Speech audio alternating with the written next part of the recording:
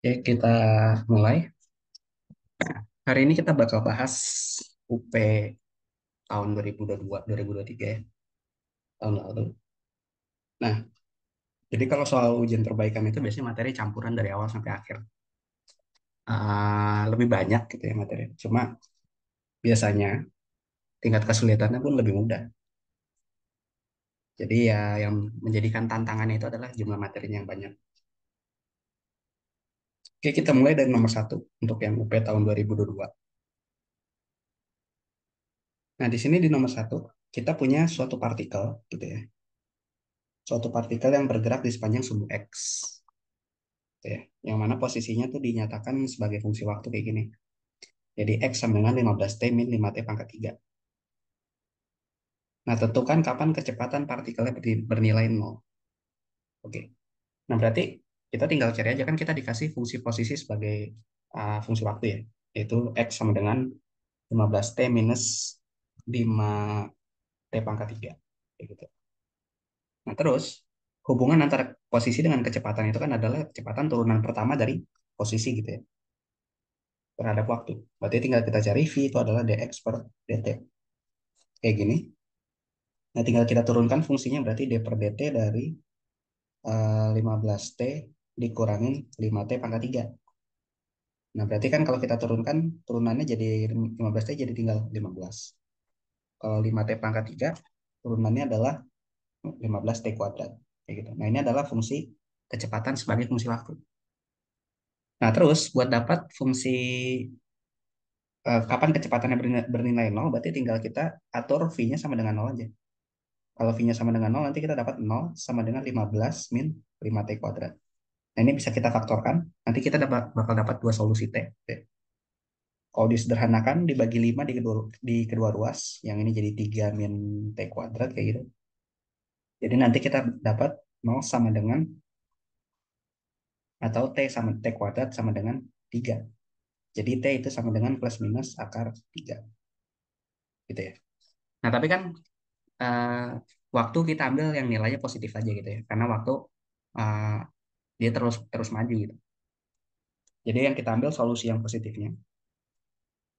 Maka yang kita ambil T-nya itu adalah akar 3 detik. Nah, jadi si benda tadi itu bakal berhenti pertama kali atau kecepatannya bakal bernilai 0 ketika dia sudah bergerak selama akar 3 detik. Kayak gitu kurang lebih. Oke. Nah, terus kalau yang B-nya, kapan percepatannya bernilai 0? Kan kalau tadi kecepatan. Kalau sekarang percepatan yang bernilai 0. Nah, berarti kita suruh nyari T-nya juga. Tapi T yang yang menyebab yang menyebabkan percepatan 0. Kalau ini kan T yang menyebabkan kecepatan 0. Nah, berarti dari fungsi kecepatan ini itu kita cari lagi turunannya sekali lagi.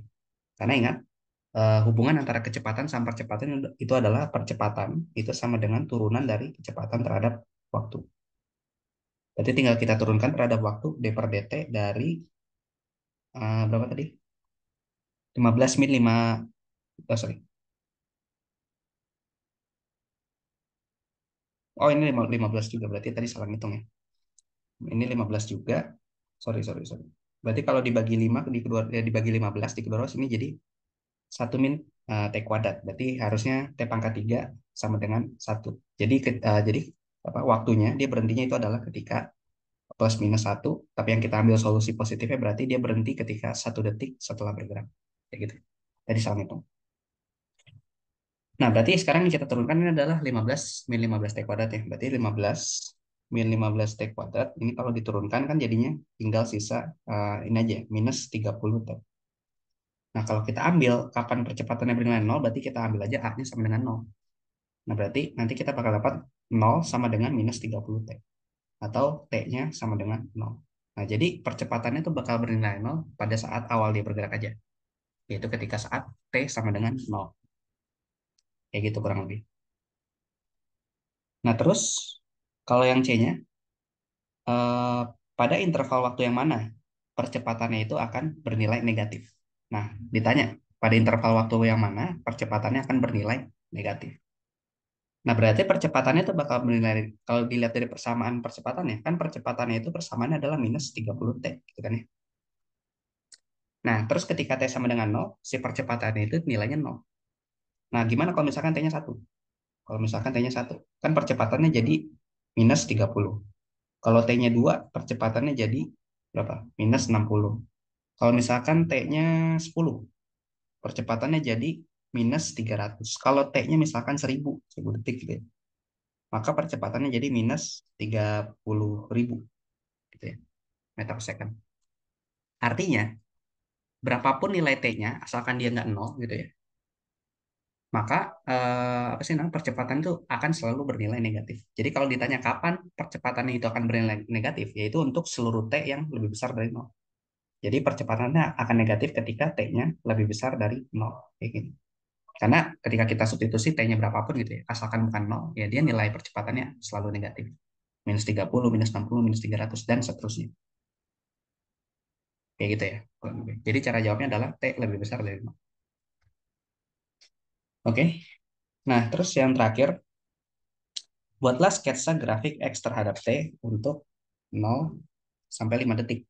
Nah, untuk 0 sampai 5 detik, cara ngebuat kurvanya itu adalah tinggal kita masukin aja apa T-nya untuk beberapa saat.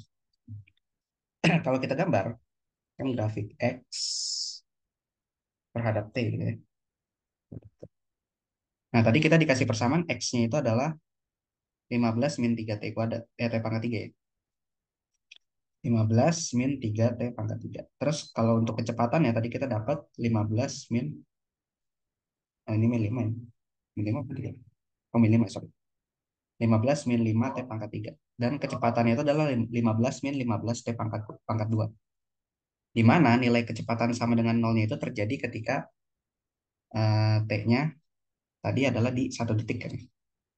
Nah, kalau T-nya kita substitusi 1 detik ke dalam persamaan kecepatan, ke dalam persamaan posisinya, maka kita dapat posisi di 1 detik itu adalah 15 dikurangi 5. Itu sama dengan 10 meter. Gitu ya. Nah, 15 dikurangi 5 sama dengan 10 meter ini adalah puncak dia di sumbu X-nya.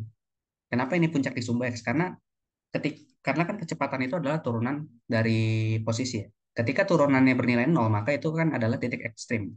Kalau nggak maksima ya minimal gitu. Nah, nah di sini titik ekstrimnya itu adalah cuma maksima aja satu satu satu buah gitu ya maksimalnya. Jadi ketika V-nya sama dengan nol, ini posisi di sumbu X yaitu mencapai titik maksimum sebelum dia berbalik arah, putar balik gitu ya. Nah, jadi kalau kita masukin T-nya sama dengan satu, yang mana T sama dengan satu ya, ini yang menyebabkan dia berada pada posisi maksimum tadi, maka kita bakal dapat koordinat maksimum di mana, yaitu di 10 meter. Berarti grafiknya kita gambar puncaknya itu ada di 10 meter. Kayak gini. Nah, terus habis itu tinggal kita masukkan aja kan kita dimintanya dari rentang waktunya itu intervalnya antara antara 0 sampai 5 detik kan ya. Antara 0 sampai 5 detik. Nah, berarti tinggal kita substitusi ketika T-nya 0. Ketika T-nya 0, maka X-nya sama dengan 15 dikurangin 15 dikurangin 5 dikali 0. Berarti T-nya X-nya 0. Begitu. Oh, sorry, ini 15T ya. 15T. 15T. Ada T-nya depan. Ini 15T min 5T pangkat 3. Sorry, kurang ya. Nah, berarti ketika T-nya 0, kita substitusi ke persamaannya. Ini bakal jadi 15 dikali 0 dikurangi 5 kali 0. Jadi 0 kan ya. Ketika T-nya 1, tadi kita dapat, ketika T-nya 1, kita udah dapat tadi X-nya adalah 10. Terus ketika T-nya 2, nanti kita dapat X-nya itu adalah 30 dikurangin 5 kali 9. Berarti jadi berapa tuh? 30 dikurangin 45, jadinya minus 15. Terus ketika T-nya 3, nanti kita bakal dapat X-nya di 15 dikurangin, sorry, 15 dikali 3. 15 dikali 3 dikurangin 5 dikali 27. Kayak gitu ya. 27 itu kan 9 kali 3 ya. 9 kali 3. Berarti bisa kita tulis 15 dikali 3 juga. 15 dikali 3. Sorry, 15 kali 3. 15 dikali 9. Kayak gini. Jadi nanti kita dapat, oh ya, mungkin aku jabarin aja ya biar lebih teliti tulisannya. Kan 27 kan apa sih namanya? Nah, 27 itu adalah 15 dikali 27 itu adalah 3 dikali 9. Berarti kan tadi kita punya 5 dikali 27 kan. Berarti sama aja kayak 5 dikali 3 dikali 9. Nah, 5 dikali 3 itu kan 15. Berarti ini bisa kita tulis 15 kali 3 dikurangi 15 kali 9 kayak gitu. Nah, ini kan 5 sama aja kayak 3 dikurangin 9. Jadinya kita bisa dapat min 6 dikali 15. Kayak gitu ya. Berarti ini adalah minus 90. Minus 90. Terus ketika T-nya 4, gitu ya. Berarti nanti kita dapat X sama dengan 15 dikali 4 dikurangin 5 dikali 4 pangkat 3. Kayak gitu. Jadi nilainya makin negatif. Nah, kalau kita gambar grafiknya, ketika T-nya 0 kan dia adanya di 0 titiknya. Di 0. Ketika T-nya 1 dia ada di puncaknya di 10. Berarti di sini. Misalkan ini 0, ini 1, ini 2, ini 3, ini 4, ini 5. Gitu ya. Nah, jadi kalau kita gambar grafiknya, ketika T-nya 0 dia di sini, ketika T-nya 1 dia di puncak, ketika T-nya 2 dia di minus 15, berarti nanti turun deh. Turun sampai misalkan, ini puncaknya kurangin lagi. Turun sampai dia misalkan di minus 15. Misalkan di sini ya, minus 15. Jadi ntar dia turun sampai sini. Terus ketika T-nya 3, dia ada di minus 90, berarti turunnya lebih jauh lagi. Turunnya lebih jauh lagi, misal minus 90 di sini lah ya. Minus 90. Dan seterusnya. Jadi nanti dia bakal turun-turun-turun terus gitu. Karena karena percepatannya selalu negatif. Jadi kalau kita gambar grafiknya dia awalnya naik, terus nanti endingnya turun, dan turunnya terus-terusan. Makin tajam gitu ke bawah. Nah ini adalah grafik fungsi posisi sebagai fungsi waktunya. Jadi grafik X sebagai T dari 0 sampai 5. Tapi nanti mungkin bisa dibagusin lagi grafiknya gitu ya. Yang jelas nanti dia bakal turun terus selama T-nya tuh terus bertambah. Karena percepatannya selalu negatif. Kayak gitu kurang lebih. Oke, nah ini yang nomor pertama. Jadi ini adalah masalah kasus kinematika pada dasarnya. Nah, kalau ini nomor kedua, kita berlanjut nomor yang kedua. Ya. Nomor yang kedua itu dia tentang dinamika ya. Nah ini soalnya. Jadi ada sebuah benda bermasa 20 kilogram ditarik dengan gaya sebesar 172 Newton oleh sebuah mobil pada suatu bidang miring kasar yang diketahui koefisien geseknya, yaitu 1/8. Nah, terus seperti ditunjukkan pada gambar, benda itu kemudian bergeser naik sejauh 5 meter.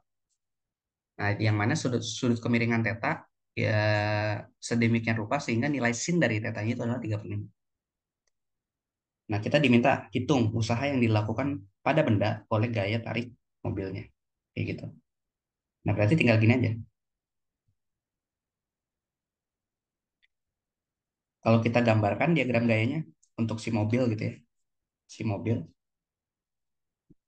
Si mobil itu kan dia nanti dia memiliki gaya tarik ke depan sebesar F. Yang mana F-nya itu adalah 172 Newton. Nah, tapi di saat yang bersama nanti dia bakal ditarik juga sama si talinya dengan tegang tali T. Nah, di sini kita anggap aja bidang miringnya itu apa yang bagian datarnya itu licin. Jadi gayanya cuma 2 ini aja. Tapi yang di bagian bidang miringnya ini yang kasar. Jadi kalau kita gambar di bagian bidang miringnya ya si baloknya. Nanti gaya-gaya yang bekerja itu ada bentar. Gaya-gaya yang bekerja itu yang pertama itu ada gaya berat dari si mobilnya.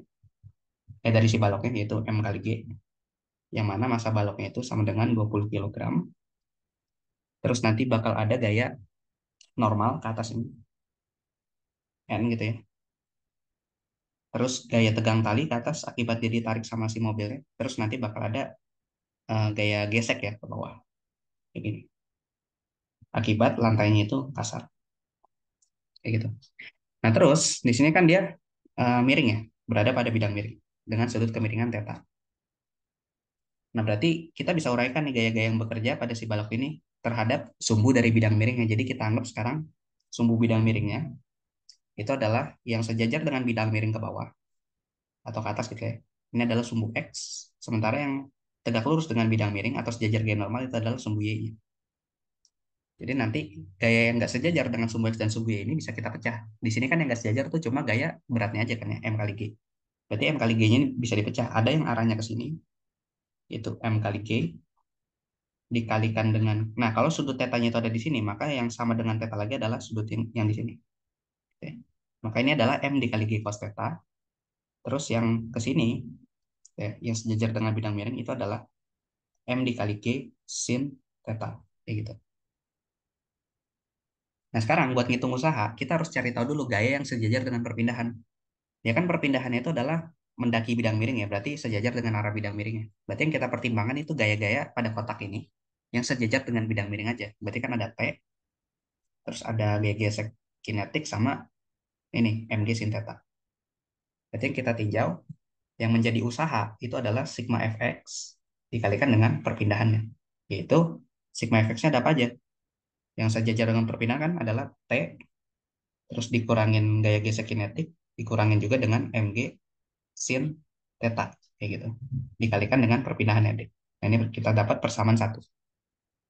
Nah, pertanyaannya kenapa T-nya positif terus FK sama MG-nya negatif? Nah, karena T itu kan arahnya sejajar dengan perpindahan. Dia geser kan naiknya ke atas ya. Dan T itu juga arahnya naik ke atas bidang miring. Makanya dia nilainya positif. Sementara FK dan MG, dia arahnya berlawanan dengan perpindahannya ke bawah. Makanya dia kita kasih tandanya itu negatif. Kayak gitu. Nah, terus FK, gaya gesek kinetik, itu bisa kita cari nilainya dengan mu k atau koefisien gesek kinetik dikalikan dengan gaya normal ya, mu k dikali m. Nah, ini persamaan dua. Gitu. Nah, buat dapat gaya normalnya, berarti sekarang kita tinjau gaya-gaya yang arahnya adalah tegak lurus dengan bidang miring ini. Berarti yang ke arah sumbu Y-nya dari bidang miring. Nah, yang ke arah sumbu Y, berarti kan sigma FY, dia itu nilainya totalnya harus sama dengan nol. Karena si balok ini kan dia nggak loncat-loncatan di sepanjang arah normal dari bidang miringnya kayak gitu. Nah, jadi kalau kayak gitu, kita bisa dapat di arah sumbu Y kan ke atasnya itu ada N, ke bawahnya itu ada MG cos theta. Berarti N-nya kita anggap aja dia positif, terus MG cos theta-nya negatif. Berarti N dikurangin MG cos theta, dia nilainya sama dengan nol. Atau N itu nilainya sama dengan MG dikali cos theta. Kayak gitu. Oke, nah ini persamaan 3. Nah, terus, nah di sini kan diketahui sin dari tetanya itu adalah, sin dari tetanya itu adalah 3/5. Nah, berapa nilai cos tetanya? Nah, ini kalau sin tetanya itu adalah 3/5, ini kan merupakan sudut istimewa ya. Sudut istimewa. Jadi, teta yang menyebabkan sin 3/5 itu adalah 37 derajat. Maka cos tetanya itu sama aja kayak cos 37. Nah, cos 37 itu adalah sama dengan 4/5. Kayak gitu. Nah, jadi dari sini kita dapat nih gaya geseknya. Oh ya, sama gaya tegang tali T ini, itu dia nilainya sama aja kayak gaya tarik yang diberikan oleh si mobilnya, yaitu 172 Newton. Gitu kan ya. Ya karena talinya bisa tegang gara-gara ditarik oleh si mobilnya. Berarti kita bisa dapat bahwa F-nya itu sama dengan gaya tegang tali. Gitu ya.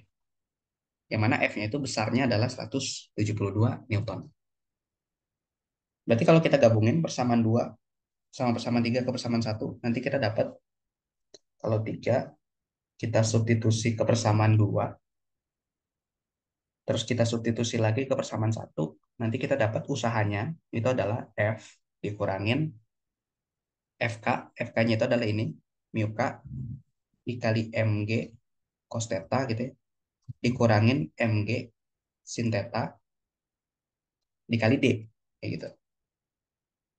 Nah, berarti tinggal kita masukin aja kan ya, angkanya semuanya. F-nya itu 172 Newton, mu K-nya itu tadi 1/8 ya. Mu K-nya itu 1/8, massa baloknya itu 20 kilo dikali 10 dikali cos theta-nya itu tadi 4/5. 4/5 dikurangin 20 dikali 10 dikali 3/5 dikali D-nya, pergeserannya itu adalah tadi 5 meter, berarti dikali 5. Begini. Oke, nah ini kan ada 1/5/5-nya, berarti kalau dikali 5 semuanya 5-nya hilang kan ya. 5-nya hilang, terus yang ini sama aja kayak 172 dikali 5. 172 dikali 5 itu kan 10, 1, 5, 3, 6, 860 ya. 860 dikurangin. Nah ini 1/8 sama 4/5 kan bisa kecoret ya. Jadinya tinggal sisa 1/2. Terus 1/2 dicoret lagi. Jadi 1/2 gitu ya. Terus 1/2 sama 20 dicoret lagi jadi tinggal sisa 10 kan ya. Berarti ini tinggal 10 dikali 10 berarti ini 100. Terus yang ini tinggal sisa 20 dikali 10 kali 3 berarti 600. Kayak gitu. 800 dikurangin 700 kan jadi tinggal sisanya adalah 160 joule. Nah, ini adalah usaha yang dilakukan oleh yang dilakukan pada balok tadi ya, ketika dia ditarik oleh gaya F. Oke. Nah, terus yang B-nya,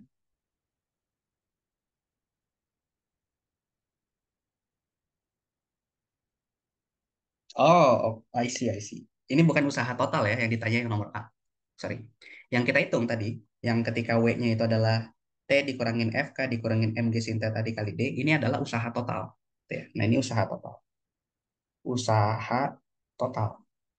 Kayak gitu. Nah, sementara di soal ini kan ditanya adalah hitung usaha yang dilakukan pada benda oleh gaya tarik mobil. Berarti usaha yang disebabkan oleh gaya tegang tali T-nya ini aja. Kan tadi gaya tarik mobil itu sama gaya tegang tali itu sama ya. Berarti ya udah tinggal suku yang paling depanin aja gitu. Berarti untuk nomor yang A, usaha akibat gaya tegang tali atau gaya tarik mobil itu cuma yang tadi 172 gitu ya. 172 dikalikan perpindahannya 5 meter berarti sama dengan 860 joule. Nah, terus kalau yang B itu kan hitung usaha yang dilakukan oleh benda pada benda oleh gaya gravitasi. Nah, usaha yang dilakukan benda eh, pada benda oleh gaya gravitasi itu yang disebabkan oleh mg sin theta ini. Gitu. Nah, berarti tinggal usaha akibat gaya gravitasi itu adalah minus mg sin theta dikali d. Nah, ini minusnya tetap masuk. Kenapa? Karena kan dia bergesernya ke atas mobilnya. Sorry, baloknya gitu ya. Sementara usahanya itu arahnya ke bawah. Apa sih gaya gravitasinya? Jadi usahanya itu bernilai negatif D. Jadi dia memberikan kontribusi negatif terhadap pergeseran balok yang menaiki bidang miring tadi. Nah, tadi kan mg sin theta tuh yang ini ya. Ini mg sin theta. Berarti kalau mg sin theta dikali D berarti 20 dikali 10 dikali ya. Minus 20 dikali 10 dikali 3/5 dikali 5. Nah, itu tadi nilainya adalah yang suku paling belakang. Yaitu minus 600 ya. Minus 600 joule. Nah, ini usaha akibat gaya gravitasinya. Gitu ya. Nah, terus kalau yang C-nya hitung usaha yang dilakukan pada benda oleh gaya gesek. Nah, kalau ini akibat FK-nya aja berarti. Berarti kalau yang usaha akibat gaya gesek itu adalah minus FK dikali perpindahannya D. Berarti sama aja kayak suku yang tengah ini. Nah, ini kan minus FK dikali D. Itu berarti tadi kan hasilnya adalah 100 joule ya. Berarti ini adalah minus 100 joule. Nah, itu usaha akibat gaya gesek. Nah, kalau ini yang kita sebut dengan namanya usaha total. Jadi udah gabungan kontribusi dari gaya tarik, dikurangin gaya gravitasi, dikurangin juga gaya gesek. Nah, ini usaha total. Kayak gitu ya. Oke, nah terus yang D-nya, jika benda awalnya diam, tentukan kecepatan benda. Nah, kalau benda awalnya diam, terus gara-gara ditarik dia bergerak gitu ya, maka itu kita bisa gunakan konsep ini aja, konsep apa? Teorema usaha dan energi kinetik. Itu usaha total yang diberikan ke suatu benda itu sama aja kayak perubahan dari energi kinetiknya. Gitu, perubahan dari EK-nya. Nah, berarti usaha total itu sama dengan setengah M dikali V akhir kuadrat dikurangin setengah M dikali V nol kuadrat. Nah, kan bendanya awalnya diam. Berarti V nolnya sama dengan nol. Awalnya diam. Kayak gitu. Nah, berarti kecepatan akhir ya bisa kita peroleh dari sini aja. Dari VT kuadrat sama dengan 2 kali usaha total dibagi sama masanya. Gitu. Atau VT, kecepatan akhirnya adalah, ya ini tinggal kita akar.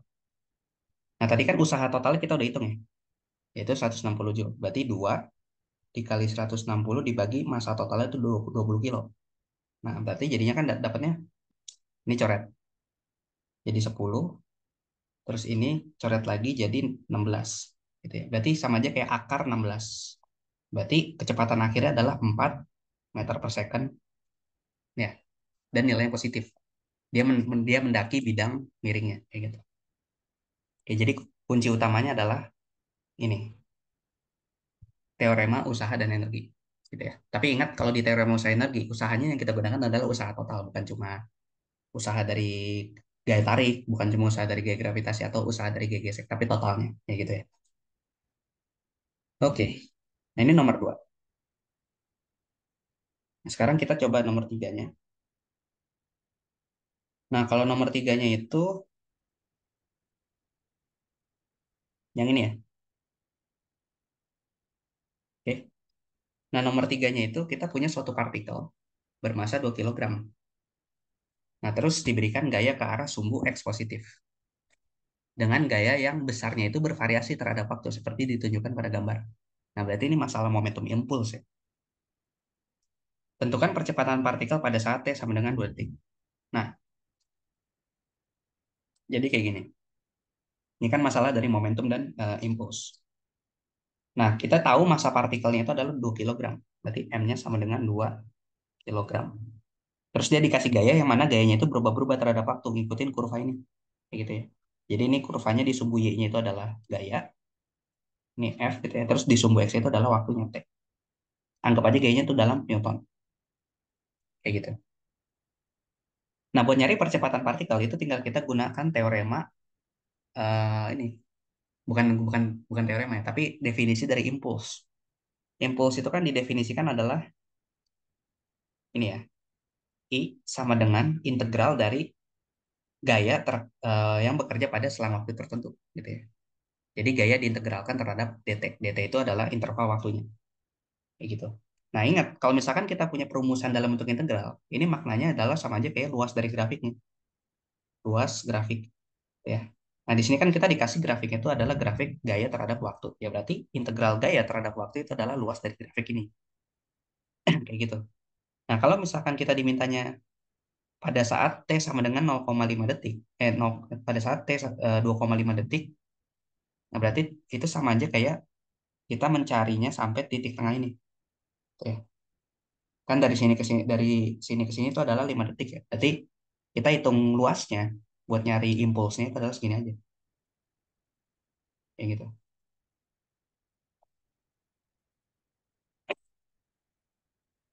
Nggak usah deh. Kan yang dicari adalah percepatan ya. Kalau percepatan ya udah berarti kita gunakan, dan percepatannya adalah percepatan sesaat, bukan percepatan rata-rata ya. Percepatan sesaat pada saat T sama dengan 2,5 detik. Nah, berarti sama aja kayak kita ambil gaya ketika dia T-nya 2,5 detik, berarti gaya di sini, gaya di atas ini. Terus ya udah kita masukin aja definisi gaya. Gaya itu kan adalah F sama dengan M dikali A. Pada saat T-nya 2,5 detik, gitu ya, nilai gayanya itu adalah sama dengan sekitar 6 Newton ya. Karena dia lagi di sini kan. Sorry.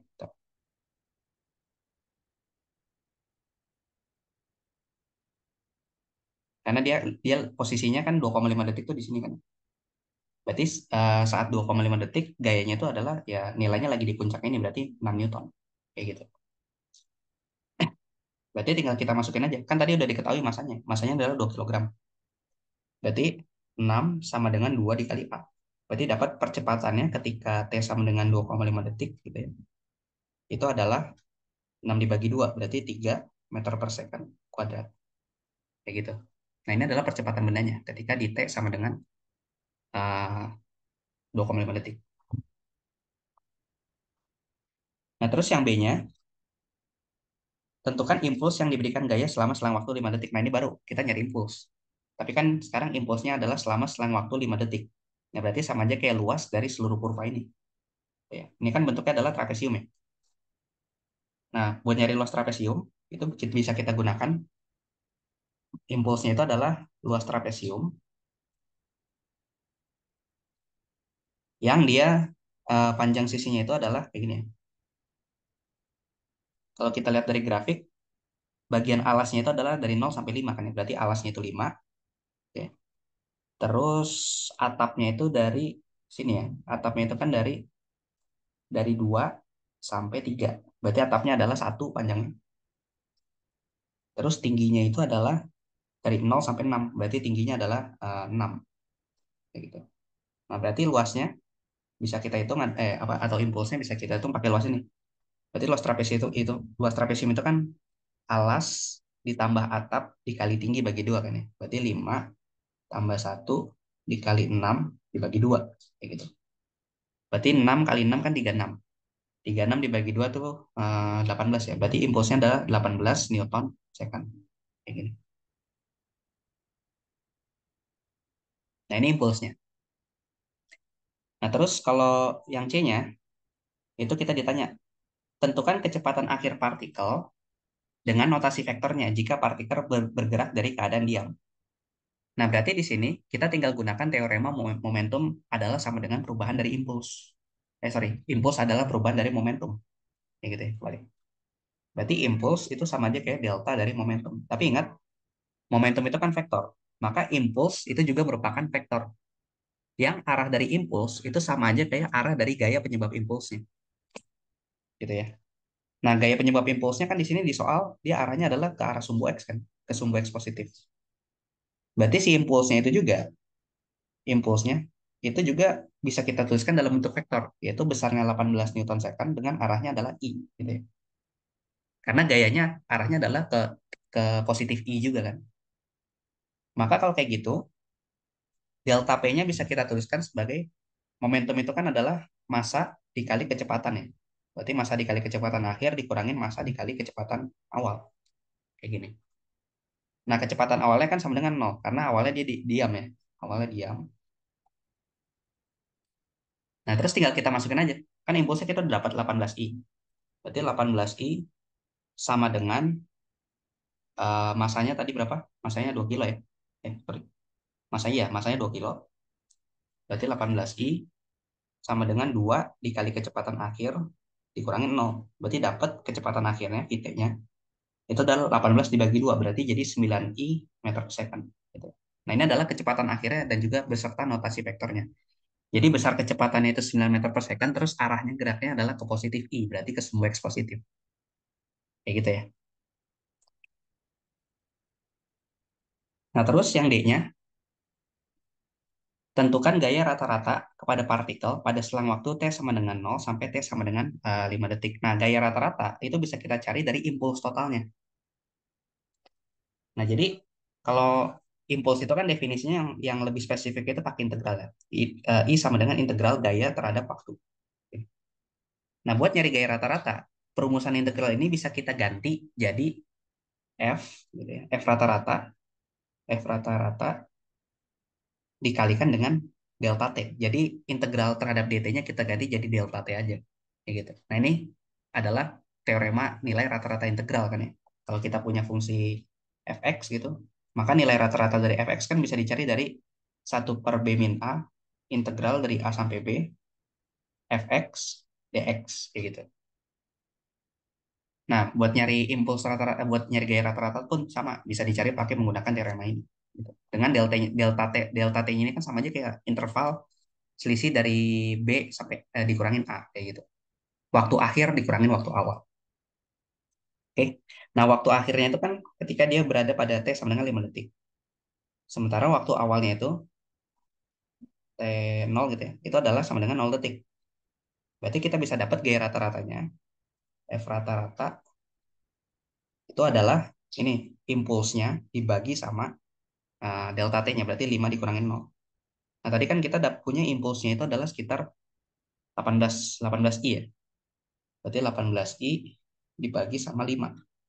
Hasilnya adalah dalam Newton. Nah, 18 dibagi 5 itu kan sekitar 3,6 ya. Sekitar 3,6. Berarti gaya rata-ratanya itu adalah sebesar 3,6 Newton dan arahnya adalah ke sumbu X positif. Kayak gitu. Nah, ini gaya rata-rata. Kayak gitu ya. Oke. Nah, ini adalah soal tentang impulse. Jadi ya masih sederhana lah ya, soal impulse. Nah, terus buat yang nomor 4, nah kalau yang nomor 4 ini tentang fluida. Oke, fluida.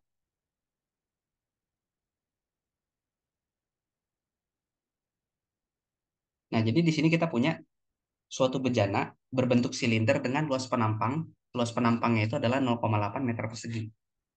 Nah, terus dia diisi air setinggi 1,6 meter. Oke. Nah, terus tentukan tekanan total di permukaan airnya itu adalah 100 kilopascal dan rapat massa air adalah 100 kilogram per meter kubik. Nah, terus ditanya, itu kan tentang tekanan absolut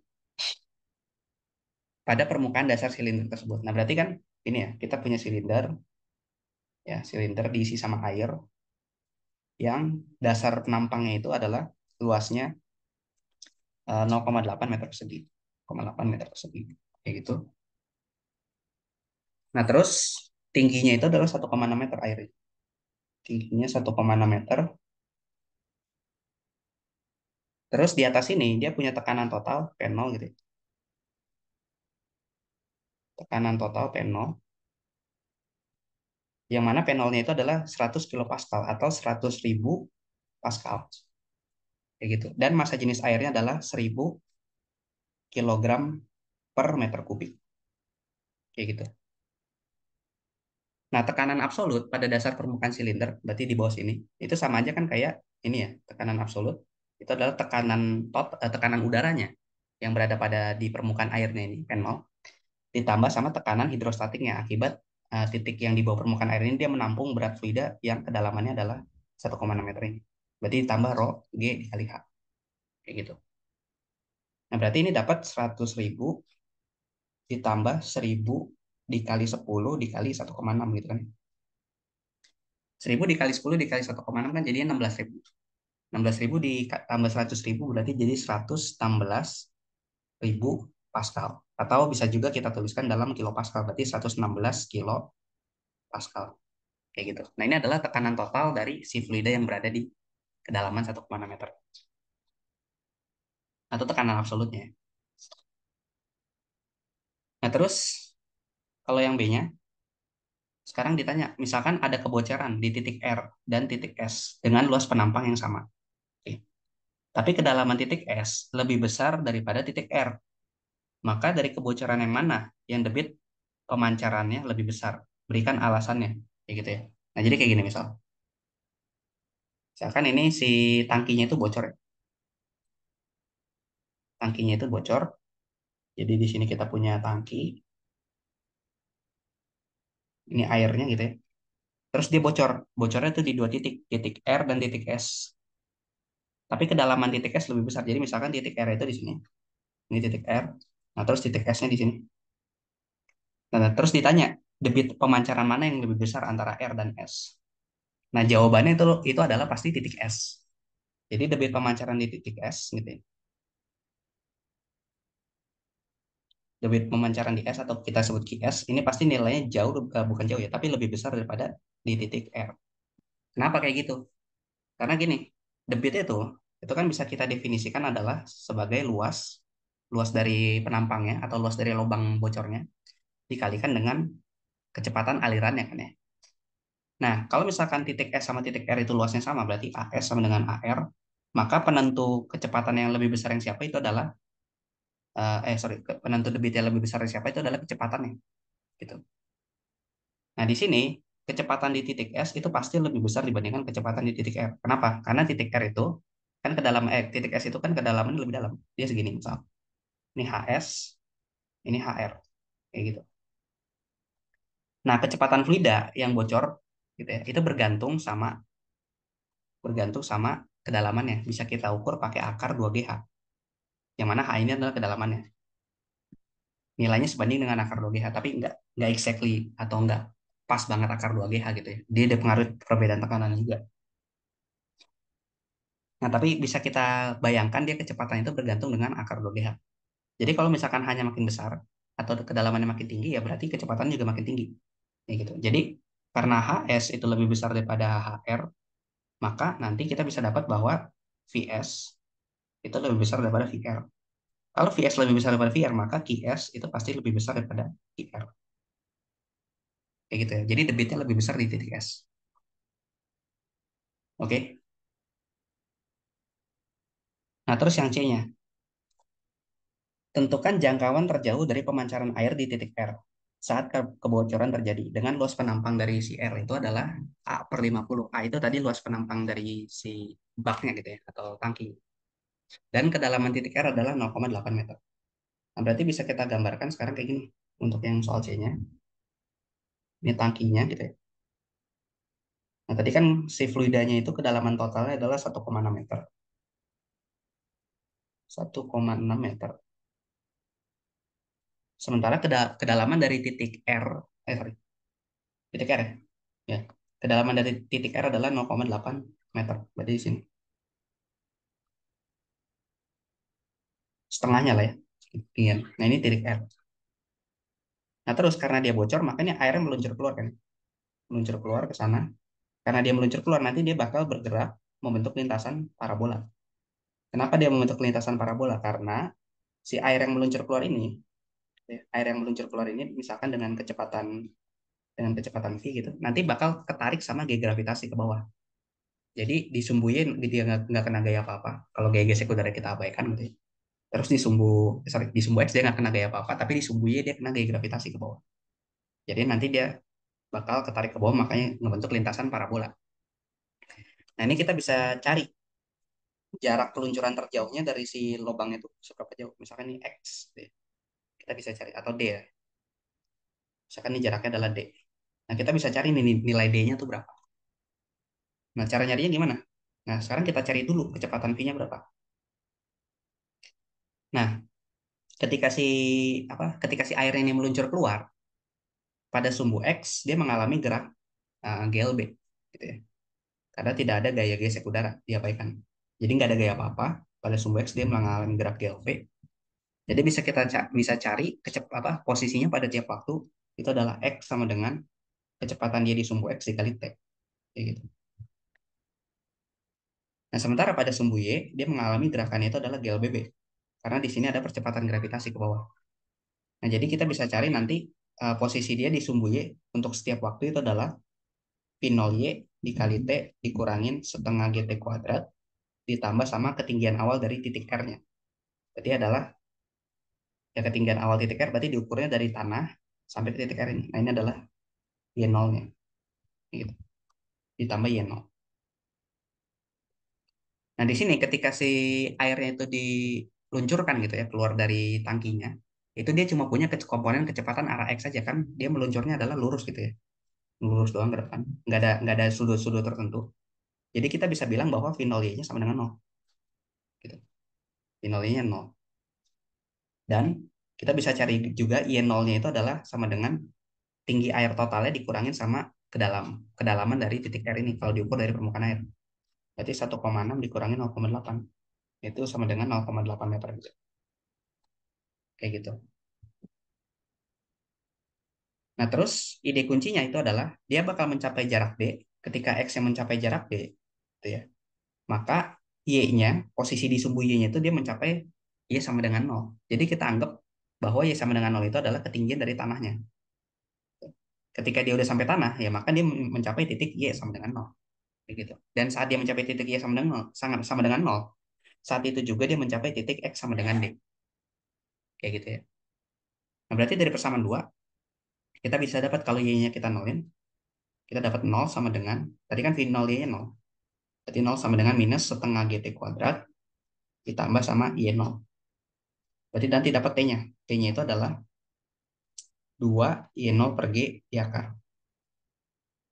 Nah, tadi kan udah dapat ya Y0 itu 0,8. Berarti 2 dikali 0,8 dibagi 10. Berarti nanti dapat T-nya itu sekitar 2 kali 0,8 itu kan 1,6. 1,6 dibagi 10 itu 0,16. 0,16 itu sama aja kayak 16 kali 10 pangkat min 2. Kalau di akar berarti jadi 4 kali 10 pangkat min 1 atau 0,4 detik. Nah, jadi ini adalah waktu yang dibutuhkan si air itu ketika dia meluncur keluar dari lubangnya sampai dia jatuh di jarak D ini. Kayak gitu. Nah, berarti kalau T-nya kita substitusi ke persamaan satu, kita dapat nanti posisi D-nya, yaitu D, T-nya kita substitusi ke persamaan satu, nanti kita bakal dapat D-nya sama dengan adalah Vx dikali waktunya, yaitu 0,4. Berarti nanti kita dapat D-nya itu sekitar 0,4. 0,4 itu kalau jadikan pecahan kan 2 per 5 ya. Berarti D-nya adalah 2 per 5 Vx. Nah, ini persamaan 3. Kayak gitu ya. Nah, sekarang kita cari dulu Vx-nya. Atau kecepatan meluncur airnya. Nah, buat nyari kecepatan meluncur airnya, itu kita bisa gunakan prinsip Bernoulli. Gunakan prinsip Bernoulli. Kenapa kita gunakan prinsip Bernoulli? Karena ketika si airnya itu bocor, kan bakal ada aliran di situ ya. Maka fluidanya berubah kasusnya jadi fluida dinamik, bukan statik lagi. Karena ada kecepatan aliran. Nah, di situ kita bisa bandingkan kecepatan aliran dari dua titik. Titik yang pertama itu adalah titik titik R ini, titik di mana dia bocor. Terus titik yang kedua adalah titik di permukaan airnya ini. Misalkan kita kasih nama titik titik apa ya? Titik A ya. Berarti nanti kita bisa tuliskan persamaan Bernoulli untuk titik R dan titik A, yaitu adalah tekanan di A ditambah sama setengah dari rho dikali kecepatan di A kuadrat ditambah rho G AA. AA itu ketinggian titik A.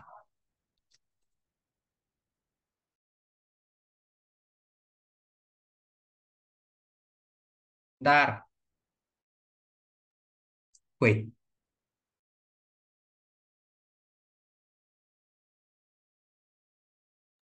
Oke, kita lanjut. Nah, tadi udah sampai ya. Ini untuk di titik A-nya berarti kayak gini. Terus sekarang titik R-nya. Nah, kalau untuk titik R-nya itu berarti ya udah tekanan di R ditambah setengah rho dikali VR kuadrat tambah rho G R. Kayak gitu. Oke.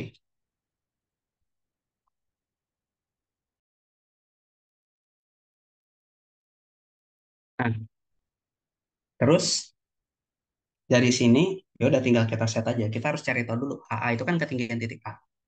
Sementara HR itu kan ketinggian titik R. Kita cari tahu dulu ketinggian titik A dan titik R itu berapa-berapa aja. Nah, tahunya dari mana? Di sini, dari gambarnya. Nah, kita anggap aja buat mainan persamaan Bernoulli itu kita bebas menentukan titik ketinggian nolnya itu ada di mana. Ya paling gampang adalah kita bikin ketinggian nolnya itu adalah di paling bawah sini. Di paling bawah jadi kita ambil di tanah itu ketinggiannya sama dengan nol.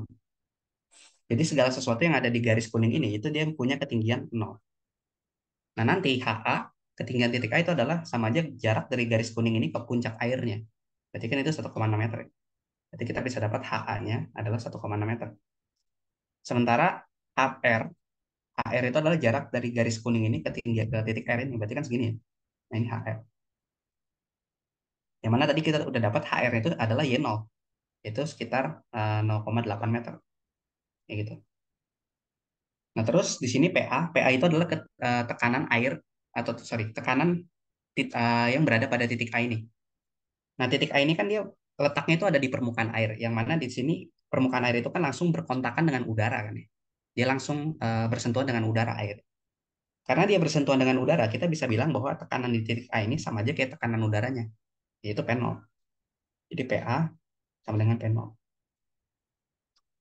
Nah, terus gimana dengan tekanan di titik R? Tekanan di titik R, kalau kita lihat, titik R itu kan adalah sebuah lubang ya. Lubang. Ini lubang. Nah, karena dia berlubang, maka kan air yang berada di dalam sini nanti bisa keluar. Dan kalau airnya keluar, maka dia nanti bersentuhan juga dengan udara. Nah, kalau dia bersentuhan juga dengan udara, maka tekanan di titik R itu sama juga dengan tekanan udara. Jadi kita bisa tulis PR itu sama dengan P0 juga. Kayak gitu. Nah, dari sini nanti kita dapat, kalau kita gabung gitu ya, berarti tadi PA itu jadi P0 ditambah setengah Rho VA kuadrat ditambah Rho G HA-nya itu adalah tadi H1 gitu ya, 1,6 meter. H1-nya itu dari 1,6 meter. Terus PR-nya itu jadi P0 juga ditambah setengah Rho VR kuadrat ditambah Rho G HR. HR-nya itu adalah setengah dari H1. Berarti H1/2. Kan tadi HR-nya itu 0,8 meter ya. Berarti setengah dari H1. Nah, ini kan rows kiri ada panel, rows kanan ada panel kan ya. Berarti bisa kita coret panel. Panelnya dicoret. Nah, terus rho GH1, rho GH1/2. Berarti kan bisa kita kurangin juga ya. Ini sama ini dikurangin jadinya adalah setengahnya. Rho G setengah dari rho GH1. Yang kita cari itu adalah kecepatan di titik R. Berarti nanti kita dapat setengah rho VR kuadrat sama dengan setengah rho VA kuadrat ditambah rho GH1/2. Gitu. Nah, ini kan setengahnya bisa coret semua kan? Setengahnya coret semua. Berarti nanti kita dapat VR itu tinggal sisa ini aja.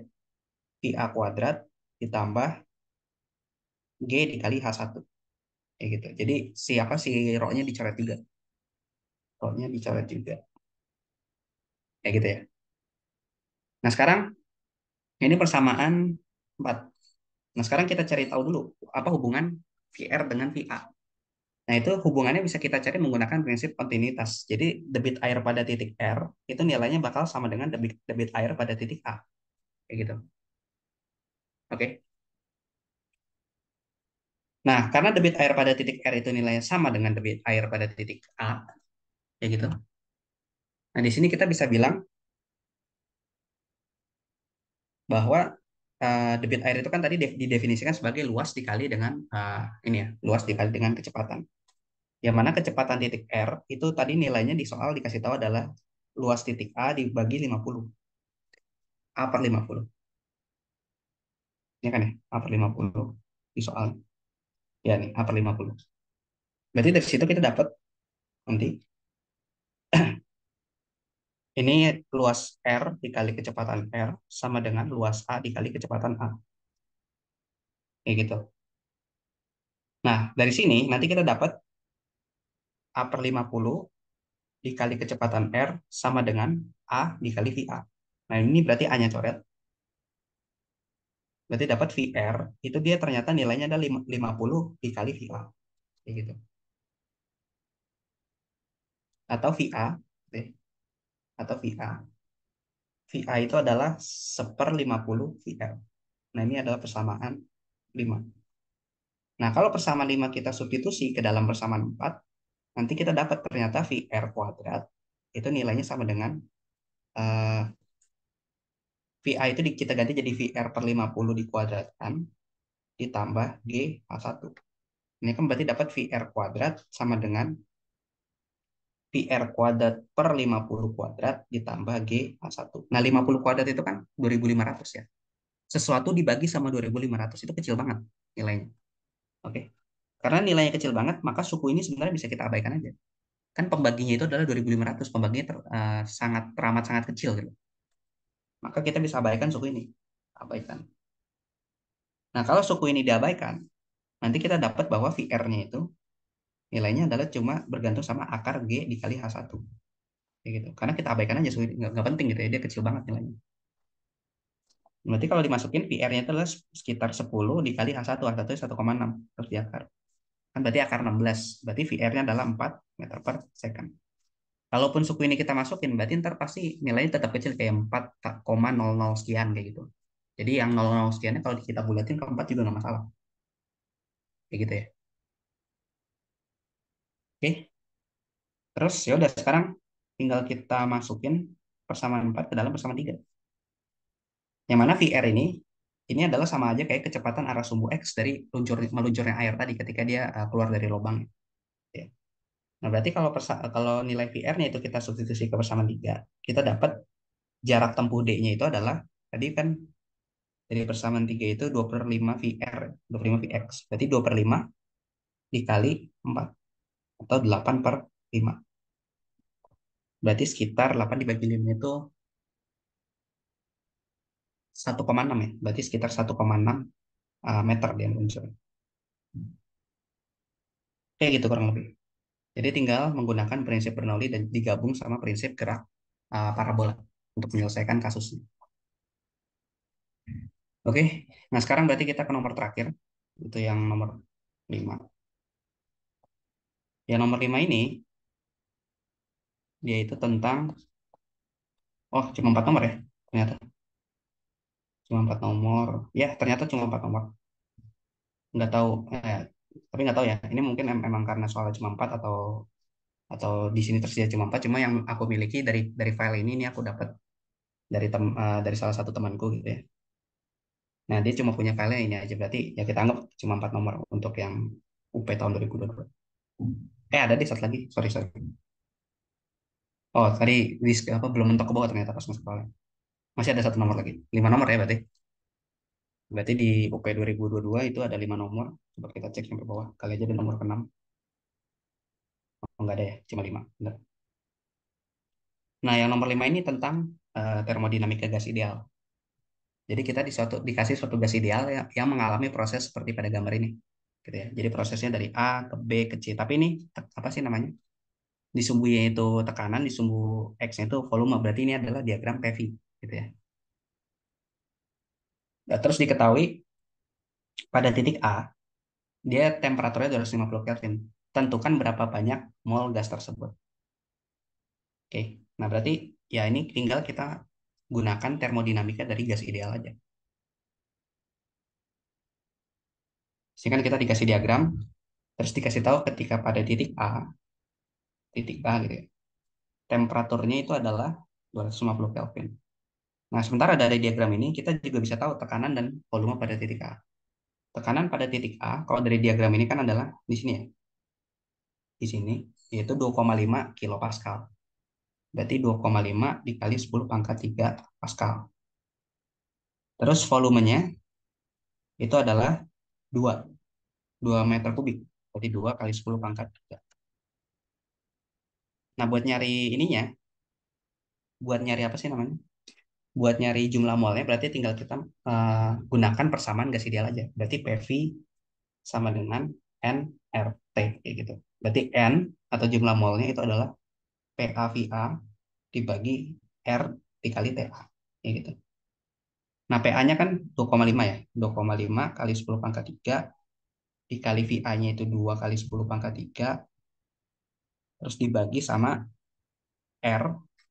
R-nya itu kita gunakan 8,31 aja kayak gitu. Dikali TA, TA-nya itu adalah sekitar 250 Kelvin. Nah, ini berarti kalau dihitung, ini kan sama aja kayak 2,5 kali 10 pangkat itu, sama aja kayak 250 kali 10 ya, 2.500. Berarti ini 250 dikali 10 kali 10 pangkat 3 berarti 10 pangkat 4, ini kali 2, 8,31 dikali 250. Nah, ini coret. Ya. Berarti kita dapat jumlah molnya itu adalah sekitar 2 dibagi 8,31 dikali 10 pangkat 4 mol. Gitu ya. Tinggal dihitung aja ini berapa nilainya. Kalau mau dijadikan desimal gitu ya. Nah, terus di sini kita dikasih tahu, terus kita ditanya sekarang, berapa nilai suhu atau temperatur gitu ya pada titik B. Nah, proses dari A ke B itu kita nggak tahu jenis proses apa ya, karena dia diagramnya kan cuma linear aja ya. Berarti proses dari A ke B itu nggak termasuk ke dalam proses isobarik, isotermal, isokorik, atau adiabatik. Sementara proses dari AB ini kita bilangnya adalah proses ekspansi linear biasa. Ekspansi linear biasa. Sembarang gitu ya. Nah, berarti nanti temperatur di titik B itu bisa kita cari menggunakan persamaan gas ideal aja. Kan persamaan gas ideal di titik A itu adalah PaVa sama dengan N R dikali TA. Kalau di titik B berarti PbVb sama dengan N R dikali Tb. Nah, ini kalau kita bagi, nanti kan kita dapat PaVa dibagi PbVb sama dengan TA per TB.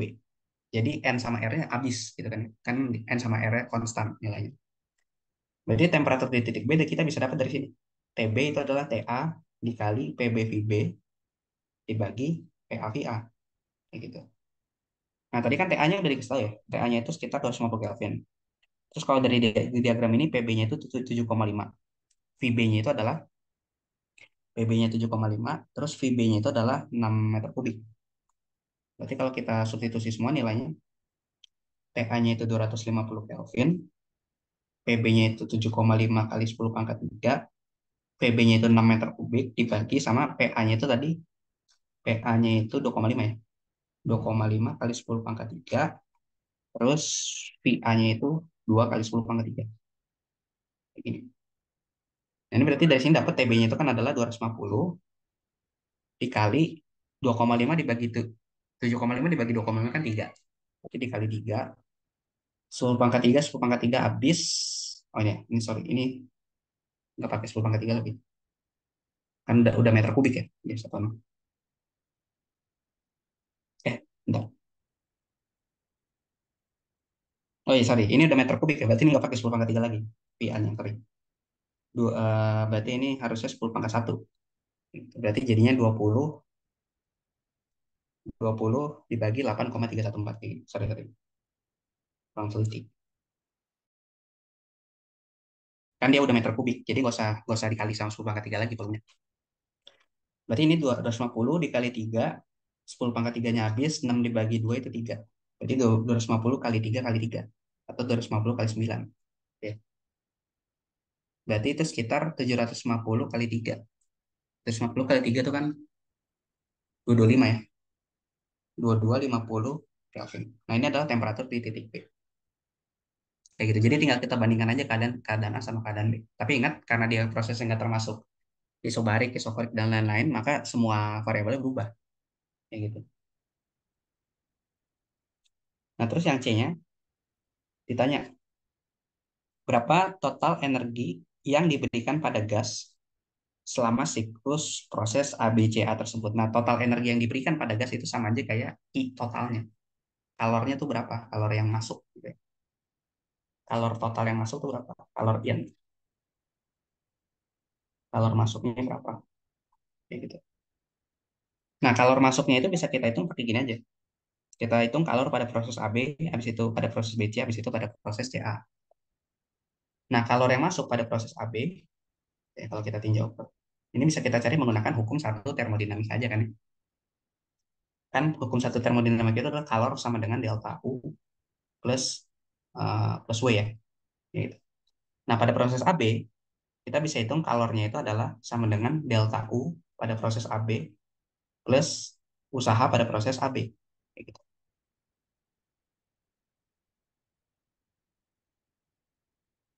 Tapi di sini nggak dikasih tahu ya dia gas idealnya jenisnya apa.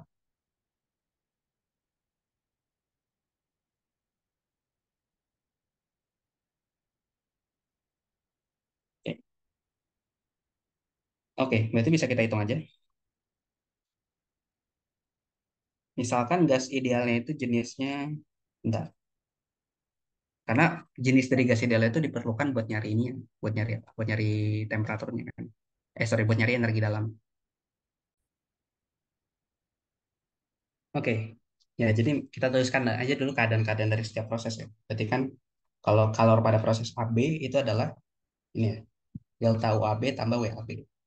Terus kalor pada proses BC itu adalah bisa kita tulis sebagai delta UBC ditambah WBC.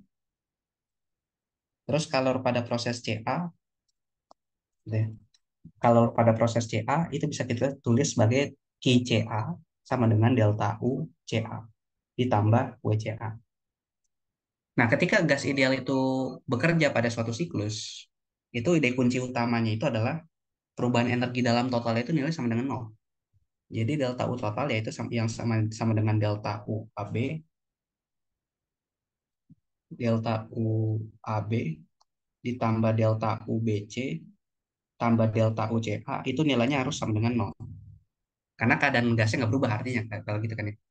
Dia balik lagi ke keadaan awal kalau dia bekerja dalam satu siklus. Nah, terus kalau ini kita jumlahin semuanya, eh, wait, kita jumlahin semuanya, nanti kita bakal dapat kalor total, delta U total, dan juga W total. Jadi ini penjumlahan, kalau kita jumlahin semuanya, ini bakal jadi kalor total, terus ini jadi delta U total, ditambah sama W total. Tapi karena delta U total itu nilainya harus nol, karena dia berada pada siklus, ya, maka kalor totalnya yang bekerja pada siklus tadi, itu nilainya sama aja kayak usaha totalnya, gitu ya. Nah, kalau kita dikasih diagram PV kayak gini, ingat kan usaha itu definisinya adalah integral PdV. Maka sama aja kayak kita bisa nyari usahain dengan cara cari luas diagramnya, luas diagram, kayak gitu. Nah, kalau total apa, sorry, usaha total pada suatu siklus itu sama aja kayak luas dari daerah yang tertutup di segitiga ini. Gitu ya. Berarti sama aja kayak kita punya segitiga yang tingginya itu dari 2,5 ke 7,5 kan 5,0 ya. 5,0 kali 10 pangkat 3 Pascal dan apa alasnya itu adalah dari 2 ke 4 berarti 4 meter kubik gitu ya. Berarti dari sini kita bisa dapat usaha total. Itu luas segitiga. Luas segitiga itu kan alas kali tinggi bagi 2. Berarti 4 dikali tingginya itu 5 kali 10 pangkat 3 dibagi 2. Berarti usaha totalnya sekitar 2 dikali 10 kali 10 pangkat 3. Berarti 10 kali 10 pangkat 3 joule. Nah, ini adalah usaha totalnya. Yang nilainya itu bakal sama dengan kalor totalnya pada si proses ekspansi yang bentuknya segitiga ini. Ya, gitu. Dengan ide kuncinya itu adalah pada satu siklus, ya perubahan energi dalam totalnya nilainya harus nol. Nggak boleh ada perubahan energi dalam misalnya. Kayak gitu kurang lebih. Oke, ya, ya ini adalah yang tahun 2022. Kita cukupkan sampai sini ya.